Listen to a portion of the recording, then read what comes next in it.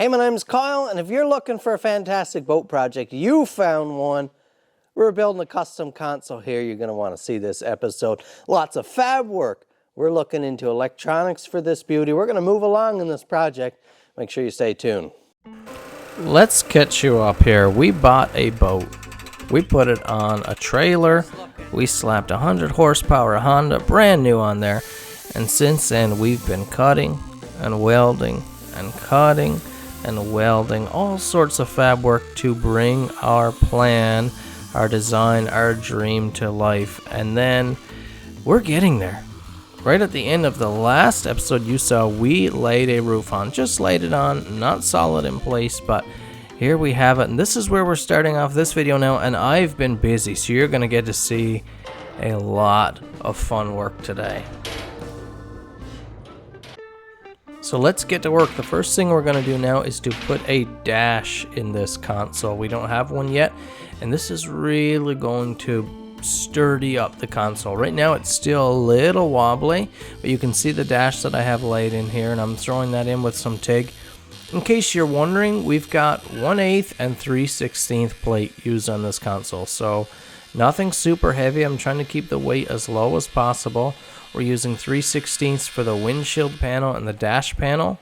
Both of those need extra strength, and then the sides that you're seeing here are 1/8 inch. The full front is 1/8 inch plate, full corner seam welds. You know, this project is a major learning project for me. When I started, I still wouldn't call myself, but much better now, but when I started, I would not call myself a competent aluminum welder. The reason I was willing to take this on is because I'd done just enough work with aluminum in the past that I knew I'll be able to manage. We can grind out all the knobs and clobs of welding, whatever kind of mess I make. I can patch in, you know, I can spend whatever amount of time at it that I need to. And in the process, I hope to become a competent aluminum welder. And already in this project, I've run probably 50 to 60 feet of TIG welding. And from the first tacks and the first runs to what I just pulled off here now, not even the same person in just, 50 or 60 feet of TIG welding. But that's just not practicing the same bad things. I have a couple guys I'm talking to, one guy in particular, Michael, who's a professional and master TIG welder. Just unbelievable work that some of these guys can do. But he's been guiding me through some. I've been searching, understanding my welder, what varying frequency does, what different amperages can pull off. What size filler do I want? How much to have my electrode out? There's so many things that I'm learning, but that's the point. It's active learning. I'm not just doing the same thing and, why is my weld bad? Why can't I seem to get a nice weld? You know, I'm starting and I'll finally get a nice weld, and then it'll go poorly on me. Well, what happened this time? The last weld was a good one. What changed? What did I do different? Is it not clean enough? And I'm actively looking for those things. And now in the last probably 15 to 20 feet of welding, when I grab the torch and the filler rod, I feel confident going to the workpiece. It doesn't feel like a gamble anymore. Will this weld be a horrendous one, or will it be okay? I'm going now expecting, I'll lay down a nice weld, just you wait here. I'm just going to run this nice 12 inches of weld here, and it's going to look lovely. And occasionally, that doesn't look good. That wasn't what I was expecting. But most times now, I'm happy with my work. But I'm still looking for those things. Where can I dial in? So I would advise you guys, first, take on a project that really allows your skills to be challenged and developed. And second, make sure your learning process, no matter what you're at, is active learning. Don't practice the same mistakes over and over. They just get harder to break later. What can I do better? Where am I going wrong? What can be improved? That's what I'd call active learning. I think that's what you should be doing.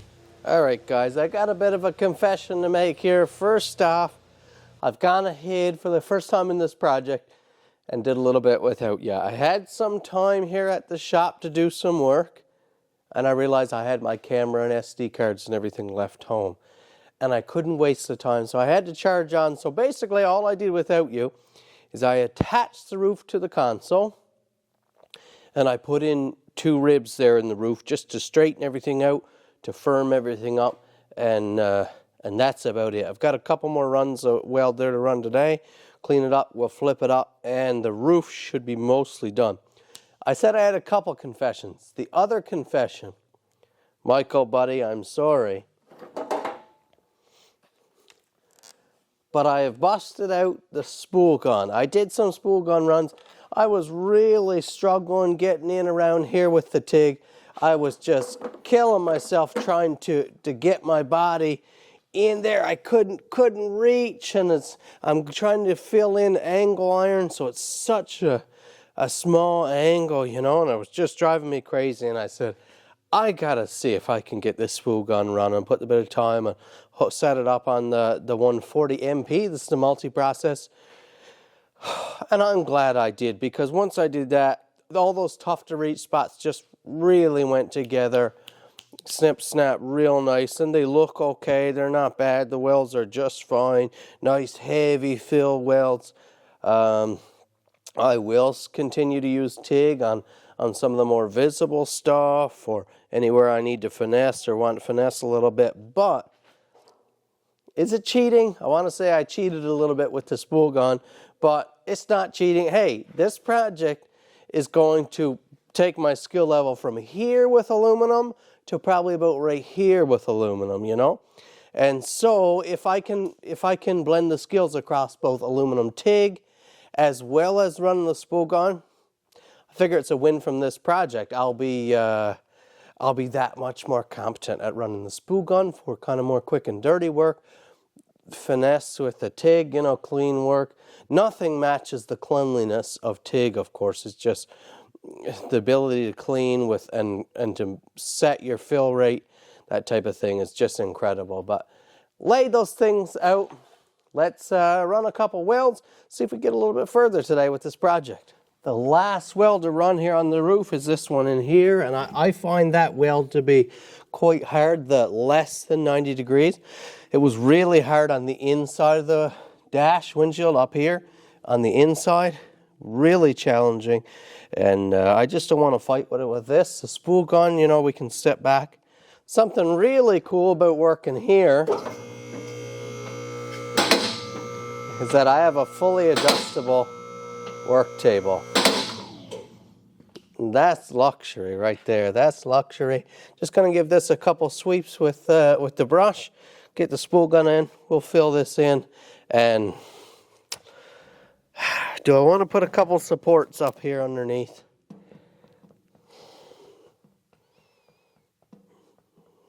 I don't know. Would definitely add some strength. Don't want any movement or flopping in the wind. I got to think about this. I got to think about it.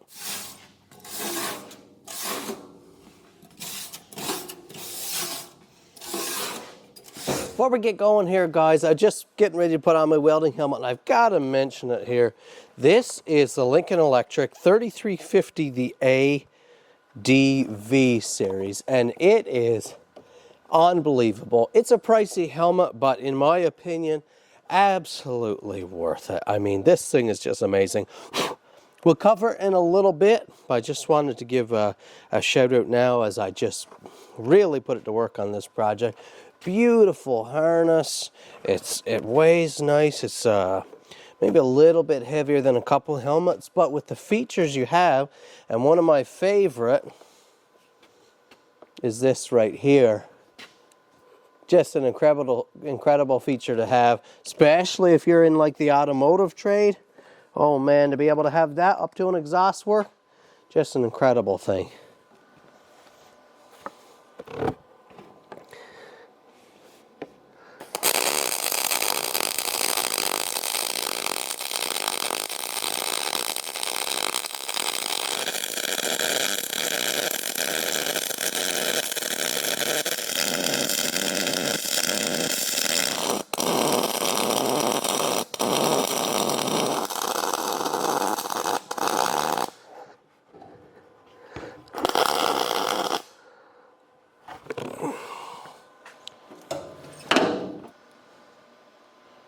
You know, not bad, not bad.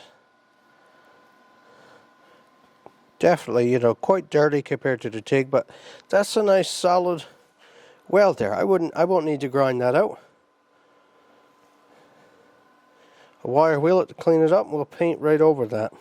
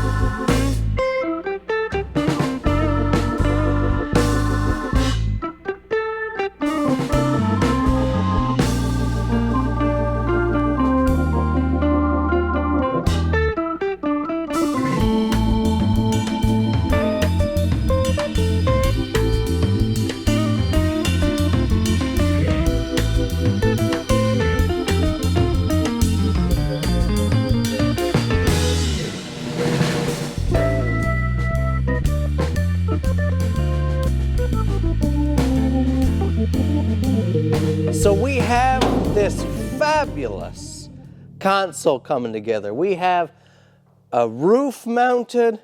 We have our structure starting to get dialed in. I'm putting in like finish welds and everything, you know, making sure I've got all the support I need without full seam welding, although in a lot of places I'm choosing to full seam weld. But where we're at now in the project, and I can hardly believe we're here already, we got to start looking at some electronics for this thing. And I've already been on the case. Let's just get this table. Let's just get this table up here. Let's get this table situated right in here. And now, with the beauty of YouTube magic, all I have to do is just snap my fingers and just like that, I'm telling you guys, you're missing out on what these cameras can do. You're going to have to get yourself a camera. They're really something special. This movie magic stuff is no joke. It's incredible, but you can see we're lined off here with some products from a company called Auxbeam. So I'm not going to keep you too long and dragged out, but I do want to introduce some of the gear for this project, and I'd like your opinions. And there's one thing in particular that might be an issue here that I want your opinion on. We'll weigh it out. Let's see. I have not worked with Auxbeam before. I've worked with a couple different lighting companies, always with good results. I've had great products from all the companies I've worked with. The product that really brought me to Auxbeam was this here. This is the AC 1200 switch panel. They have the AC 800, I believe, and a bunch of different renditions. But I happened to come across this on a video somewhere, and it just blew my mind. And I was laying in bed having a rest on a Sunday afternoon after a little Sunday nap. And I was just watching this, and I said, my little girl was next to me, I said, I have got to have that for the boat. I don't care what it costs, I need that, because it's just so cool. And I started doing some research, and this thing was blowing my mind. And then I went to the Auxbeam website, and I found it.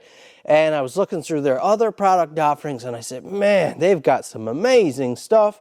So I got in contact with the company, we talked about the project here, and they were happy to send out and sponsor the gear for this project, or a bunch of the gear for this project, and I'm so proud and grateful to them for that. We'll cover these products individually. We'll take a look at them as we go along and installing in subsequent videos, but let me show you just a couple of these items, and let's run into a problem that we've got here. You might be looking at this project, and I was for a little bit as well, and thinking, sheesh, you're so far out from actually wiring this thing and putting in lighting. You need your controls, and you need your steering, and you need to mount it in the boat, and you need paint and finishings and on and on. And that is all true, but all of this needs some fab work. Holes drilled, brackets welded on, that type of thing. So while we're still in the fab stage, I need to get out this gear now, and we need to plan for where exactly is it going. So let's look at the first product here. And this is the Auxbeam, the 5D series, the Pro Series light bar. And it's just a very beautiful piece. You'll notice when I pull things out of boxes here, everything's just thrown in the box in a mess. Everything's packed lightly, but when I get, or everything's packed very properly and sturdily, but when I get packages come in the mail, I'm like a kid on Christmas morning. I keep giving my dad, keep ribbing him about it. I tell him he's insane because he'll get packages come from Amazon, stuff for the boat, stuff for the van he's working on. It'll sit there in wrapping for weeks. And I say, did you open it? Nah, I'll get to it later. And a lot of times I open, when I pick up my package from the mailbox, I'll come out in the vehicle and open it. Just because I can't wait to get to the shop or get home. I want to tear it open and see it. So all of these boxes have been torn open. Everything's been hauled out. Now I'm just stuffing it back in. But we have this beautiful light bar. You can check it out online. This is the 5D Pro Series. And I believe this is the 30-inch.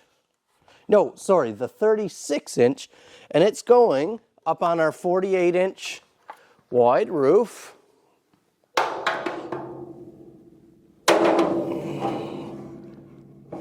And it's going to sit up there somewhere like that. But of course, we've got to drill holes and prepare for it. So I want to do it now. We'll install it, drill our holes, and then we'll just take it off. And that way we go on and do all of our finishing, our paint work, all of that stuff. And on the end, we don't have to be drilling fresh stuff. We could just come with all our bolt holes, our brackets if we need them. Everything's done. So that's going there. I'll just grab one to show you. I have some very simple, I got these on Amazon, super high rated, but these are like bullet style nav lights. And they will go on the console right here, and you can see just how good that fits. That's gonna look great, and you're gonna get a glow out against the console and the ceiling here, which is gonna be just great, just the right size. Gonna look fantastic. So we've got a pair of those, of course, your green and red navigation lights. It's okay, guys, you can get excited with me that we're just having fun here. This is boyhood dreams. This is younger Kyle dreams coming true. We're just having fun here. These I am super excited about. I think these are just awesome. I wanted some type of lighting to cast down from my ceiling. I knew I needed like a dome light, like a cab light anyways, to illumine the dash and inside the boat when it's getting a little dark out. But I wanted enough light around that it would kind of cast out in the boat, you know. My goal with this project is to have all lighting and accessories in the console. I don't want to be running wires up around my boat. Everything's central to the console. Really important. That's a big part of this project. I don't want everything littered around the boat like I've seen in different boats, and it's just you're chasing grounds and you're chasing brakes and lines. Don't want none of that. This is a very particular build. But these from Auxbeam are called their rock lights. And you can look these up online if you want. Check them out on their website. Of course, we'll review them in a later video when we see how they work. I haven't plugged them in yet. But these are, you could see, they're fully gel-sealed LEDs. They're very compact. They're light. They're metal body, but fully sealed units. And they're LED RGB, so they're controllable. They plug into a module. And I just think these will be perfect to go up against the bottom of the console. 2 in the box. We've got a box of 4. 2 are daisy chained to run to the second one, but they go into a central control module. But it's wild. They can be controlled any color with a phone app. So RGB, like you know, the circular pad style, draw your color, create your color. Or you can use the standard supplied remote but we're going to be able to light this thing up just how we want. They even have a music like pulse function, which is just really cool. And I was a little bit concerned, you know, something like this, how durable can they make it? These are made to go up in the wheel wells of your vehicle, kind of like what underglow would have been called when I was a kid.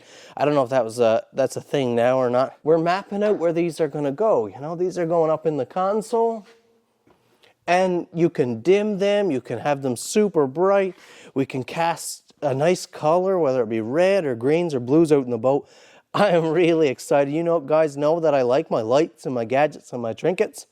I'm really, really excited for these. Like a kid in a candy store, guys. I don't know if you guys as men still dream like this, but in my mind, you know, I'm just dreaming about this, and I'm excited. I'm excited for the morning that I leave when it's still dark out on when fishing is open, and I get to hop down in the boat at the wharf, and the water is oily calm like it usually is here early in the morning like that. I get to hop down in the boat and flick on those lights and just have a glow in the boat and fire up the engine and turn on the radio, maybe turn on a tune, or maybe it's just quiet and the water's trickling against the boat like I just love to hear. And you know, flick on that light bar and we're just dawdling out of the harbor. I dream about those things. I'm just so excited, you know, and I know that my girls, I can picture my girls in with me, and, you know, my oldest wanting to hold the steering wheel, and they'll like turning on the lights and changing the color. That's going to be a big deal to them. I dream about these things. These are things that add joy and life and fun to my life, and they're important. It's okay, even as a grown man who's working hard and trying to carve out a living, to have fun with this kind of stuff. Anyway, I've got 4 lights. My plan is to do one here, and 1 right here. I'm still not sure how the module works, whether I can run any independently or not. We'll see. They might have to be all 4 on the 1 light, which is okay if that's the case, but it'd be nice if this dash one, if I could turn that one on or off independently of the others. You know, you may not always want that light in front of you, but they can dim, so we'll deal with whatever the case is. Okay, here's where the problem comes in, and I'm counting on you guys here for your opinions. So we have that big light bar facing forward. Nice big light bar. That's your main set of light as you're going. And then we have the internal light in the boat. These here, I said, if I'm going to go through the work of building this, of course, I want it just how I want it. And if you could pick just how you wanted it, you'd have the option to have light in all 4 directions, right? You have your light when you're driving forward. You'd like to have those side lights. Why not? You're pulling in the beach, you're pulling into the wharf, dark of night, you're out fishing late in the evening. Why not have those side lights? Same thing. You want backup or back lights for when you're out there fishing on the back of the boat early morning, late at night. You come in late, it's dark, you want to clean your fish aboard the boat, you have, lots of light. And so, side lights and back lights. My choice, what I picked for this was, these are the Auxbeam XP Ultra. These are the 4.5 inch lights, and they look wicked. They're awesome. Just let me show you something real quick.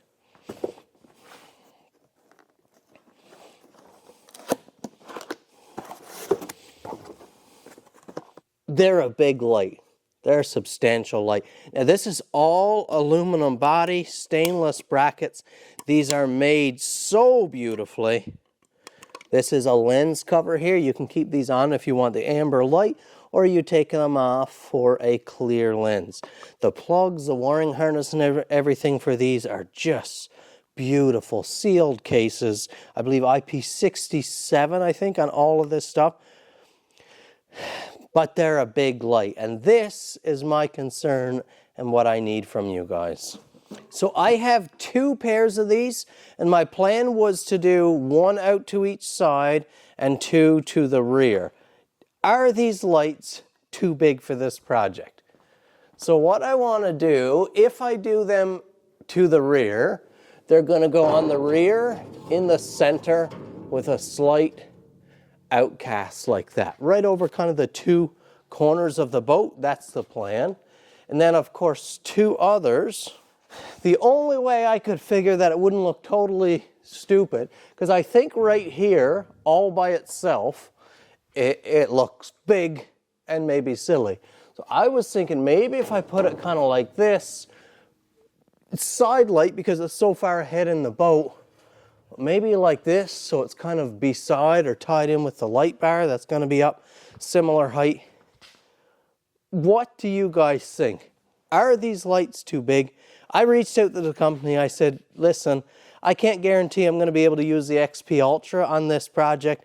I'm not sure. They might be too big to look right on the console. They said, that's fine. Use them or don't use them. Put them on the truck. Put them on a different project later.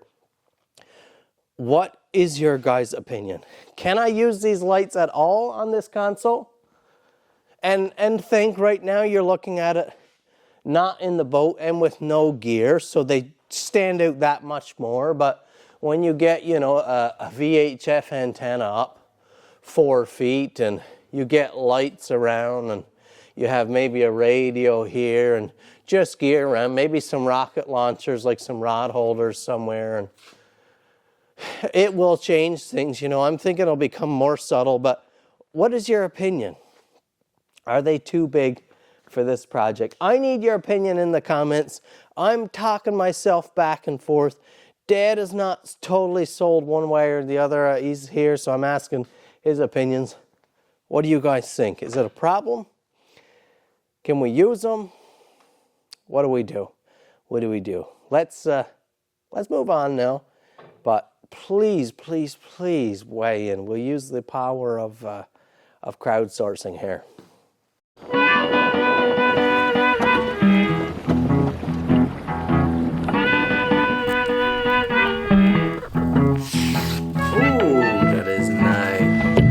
I know I can't show this on the camera. You put this on YouTube now. Home Alone here today, guys. We've got fresh seal, potatoes, seal gravy for dinner.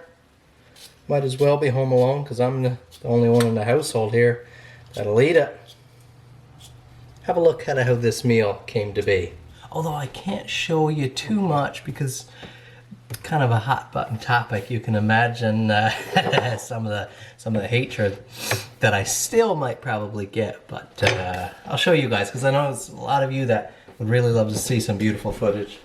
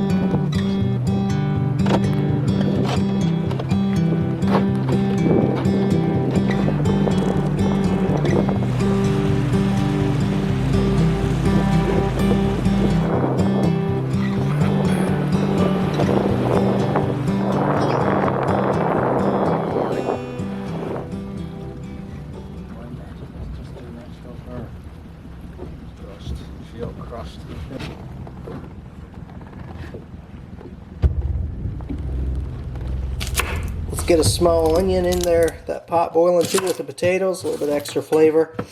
Have a look here. This is what happens when you're a knife maker. You make the items yourself. Have a look at this handle. I made this knife for myself, sheesh, a year or two ago now. And I said, when I get the time, I'll throw a handle on it. But for right now, I just want a real nice knife for the kitchen, a real nice blade. And I've been using it a couple of years. Knife with no handle, just a bare tang.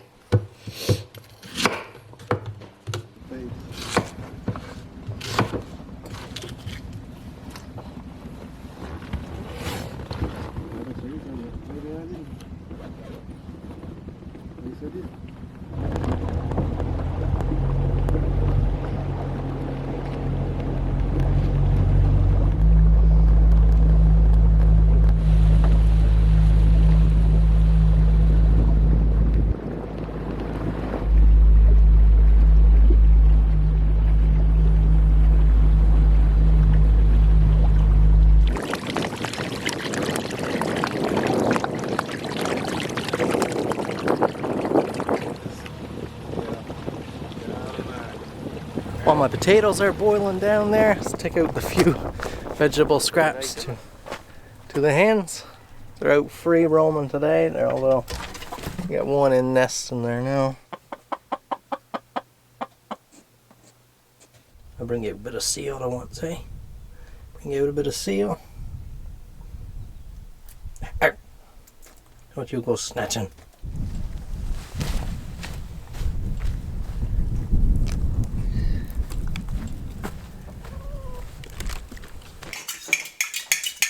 A little bit of cornstarch and water. I've got all the drippings there from the pot. More advice for young men. Those in high school, don't wait any longer. Learn how to cook. Your quality of life will be a lot better if you learn to cook at a young age. Just get proficient in the kitchen. We got a piece of shoulder here. We got some nice solid stuff. Potatoes. Ooh, that's good.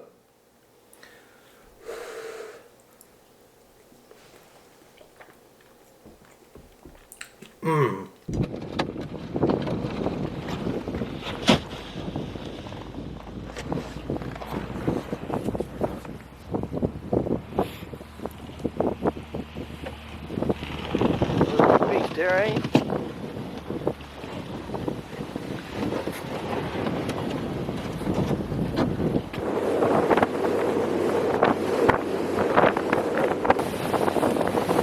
Just think about this for a second. We remove seals from that ocean, which seals are absolute pests. If you think they're just beautiful furry little creatures, they're like varmints. Like varmints here. They deplete, they ravage more premium natural resources. That seal feeds my family. We have leftovers here that feed my hens. Those awesome protein-rich leftovers that are feeding my chickens are giving us more nutrient-dense eggs and helping keep my chickens, who then produce excrement, of course, compost. Rich compost that gets dumped into this big pile here with soil and everything, which will break down and provide wonderful nutrition for our soil up in the greenhouse to plant vegetables. Vegetables that will feed my family. Good quality organic vegetables that will feed my family. All the scraps from those will go back to the chickens, which will just start the cycle again, breaking down that compost pile and more nutrient dense soil for next year. And of course, again, those chickens are producing eggs, a very beautiful protein source. So it's just it's almost too many links to make up. Just all works together. And now with all that context built in, we are getting to work finishing up an ulu build. I have a couple here, but today we're going to work on this one. I did my research on shape and design, how I wanted to do it. Put some thinking in because I don't generally work with steel blanks big enough to do a single piece design. So the tang all into the handle, all one piece, because these are made in several different ways. What I'm doing is a center stem design. I've got something in mind, gonna look really nice. These are fresh out of heat treat.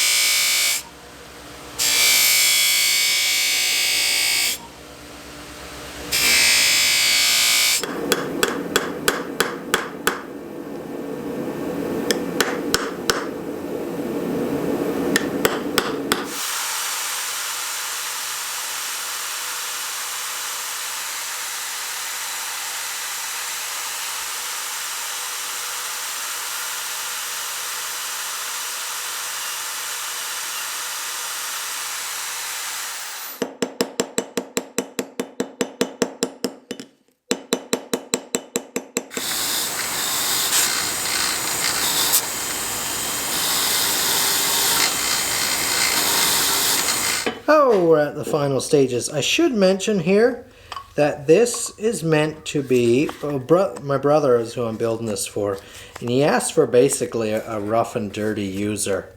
So this is certainly not a flawless build. I'm sort of doing like an heirloom styling and fit. All the seams are not flawless, that type of thing. It's going to be a really nice looking unit, a nice feeling unit. Got a 1/8 pin through there now. But, you know, the seams are kind of an heirloom fit. We did just nice peen heads, nothing, it's not like all flush and things like that. Went for a nice heirloom fit, which I really like. Got that impression there now from wearing the respirator. But here is the finished result. So we have that moose stag there. Solid hunk of 1/4 inch brass, which we've tapered in. That has a peened, see how it has like that half lap design. This piece of material has a nice curve in it, so I made sure to choose where it fits the hand, and it feels lovely. It's quite hefty, as you can imagine. That's a big piece of steel. 1/8 inch thick steel is thicker than would traditionally have been used, but that's the thinnest I work with. I wanted something nice and robust, and this feels heavy in the hand. It just sort of convex the edge in. Nothing too fancy there. Quick little edge test here.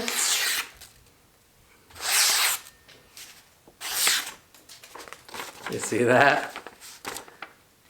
This is my edge test paper here.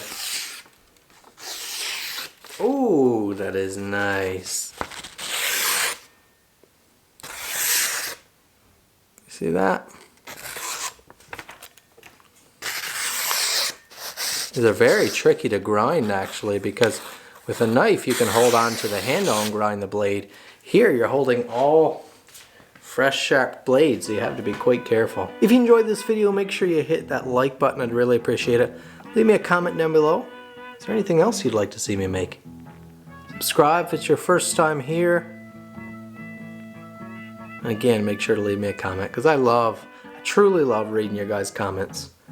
And that is my take from my brother on a very traditional style knife, and that is an Ulu. Thanks for watching. We'll see you in the next video.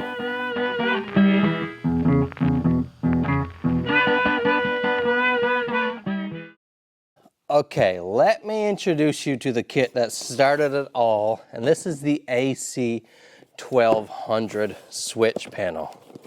And this is wild. This is, I believe, IP67 waterproof as well. We're gonna tuck it in on the dash. Come on. This is a little better idea of how everything is packaged here. Lots of foam, everything with stickers and gear, molded foam, but you want just a little extra joy and fun in your life. This, as Wrangler Star used to say years ago, this gives me the fizz. This gives me the fizz. We have major control panel, sort of your master panel here. This will go down inside the console, nowhere near weather or anything. Now you gotta see this, you gotta see this. When you pull this cover off, look at this. We have a fuse box here with 12 different ports, 12 different fuses. You have your main power and ground coming in here. And this is a 100 amp panel. So we have a 100 amp breaker circuit as well. A protection to go outside of this on the positive lead coming in, just to protect this panel. But this is set up 12 different circuits, and we have fuses there. You see you have two 30s, you have four 20s, three 10 amps, and three 5 amp fuses. And all of your accessories go direct out right from, you see right here? You see right here, so you have little tightening screws. So, okay, for example, this circuit right here, 5 amp, I could put my little LED navigation lights, my little green and red on each side. So they would both come in here and take up one switch. The red and the black, positive and negative, okay? And my lights would come directly into this panel, right into that section. And then my rock lights maybe would come right in here on another one. And my bilge pump would maybe go to a 10 or a 20, and the light bar will go to probably a 20 or a 30, and so on. They will run directly into this panel. Now, where's all your relays and switches and all this garbage? All built in to the panel. How could this be? It's like it's some kind of magic. So all 12 switches run through this pin here. I simply plug this pin into the panel. This one very nice cable comes up to the dash and plugs into this 12 switch panel here, which again is all sealed IP67. Look how compact this thing is. And there's a bracket there, there's a swivel bracket to surface mount it, or however, really the options are almost endless how you can mount this thing. And this is a light up panel, and they give you a package of stickers to go on. You know, like you would expect to label them for nav lights or bilge pump or wipers or whatever. And all that's on your dash, you don't need to cut a big hole in your dash for a switch panel. You don't need all these separate rocker switches, which are very expensive and degrade over time, although I know you can get some good ones. But all that's out exposed to the elements is this little panel, and depending on where you have it mounted, maybe this connection right here. Now, as if that all wasn't cool enough by itself, that we can have one small switch panel. This one small switch panel is going to be up here or up here. You know, we can really get it out of the elements because it's so compact. As if that wasn't cool enough. If the boat is hauled up on the beach, like I want to be able to do, and that's part of sticking with a 20-foot boat and only putting this very lightweight console in, so I can still run it in the beach and everyone can jump out. It's not a huge boat. You know, you don't need to have a towboat behind you, nothing like that.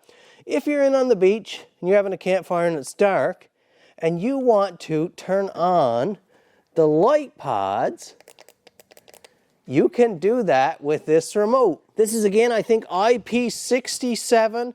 a powered remote. It takes batteries.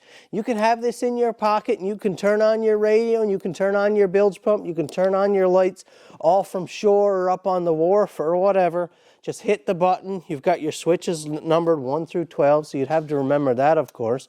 But I can turn on my nav lights, or I can light up the boat. Let's say we're enjoying a nice campfire on the beach and the sun has gone down. Now everyone wants to climb back aboard the boat. I can hit the button, turn on the light bar, turn on the side lights, turn on the internal boat lights, light everything up. Now we pack up our gear on the beach and get back in the boat. This is the kind of story that I'm telling myself as we're picking out products and going through. You know, this is what we're doing here. We're doing this ourselves, so we get to have whatever we want. Whatever we want. Are those lights too big? What am I missing? What is another problem you see with the electrical? What else should I get? I know I need a VHF radio. I know I'd love to have a sound system. Those are just chunky, expensive items that I'm trying to delay on purchasing, but can we pull off those lights? What do you think? I'd love to hear more. But what I'm going to start doing now is I'm going to start mapping where these are going. We're going to drill holes for the brackets. We're going to drill holes for the light bar. We're going to drill holes and map. I think I'm going to chase conduit around my ceiling here because I want everything to enter down below into one spot. We've got a panel going on here. I've got a place to mount marine grade plywood inside. We've got to put that in. So the electrical here, setting this up, is a fab project also. It's a fab project by itself. That's why we're doing this right now. And that's it for this video, guys. I really hope you enjoyed it. Please hit the like button, subscribe if it's your first time here, leave me a comment down below. Make sure to comment on those pod lights. What do you think? I'd really love to hear it. Now we're going to show you a little teaser for the next video, which is going to be even more exciting than this one. So you're going to want to come back.